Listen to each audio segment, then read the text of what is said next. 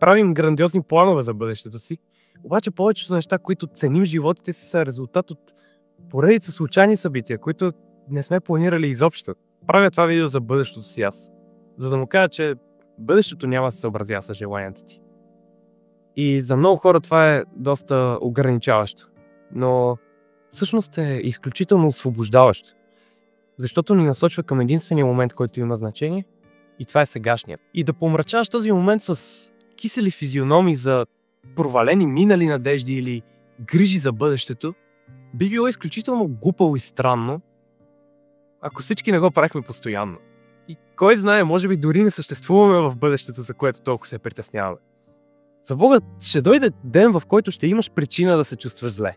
Нещо лошо ще се случи. И това е гарантирано. Независимо дали ти или някой твой близък ще пострада или ще си отиде. Защото това със сигурност ще се случи. И тогава ще имаш всякакво основание да си сдухан.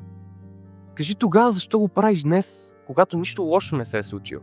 Тано гледах някакъв богат пичага в Ламборгини с готина мацка и това ме накара да се чувствам като загубеняк.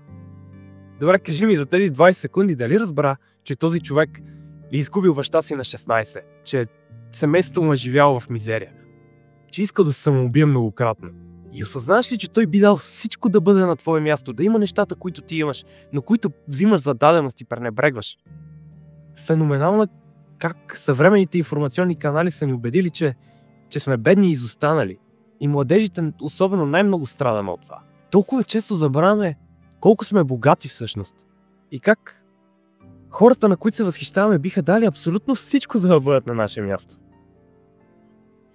Защото лесно е да завиждаме на хората за резултатите, но никога не завиждаме за трудностите и проблемите, през които трябва да минат, за да ги постигнат. Гледай това видео, за да разбереш как да не проваляш 2025 година. Мерси, че се разходи с мен. Бъди здрав и до скоро!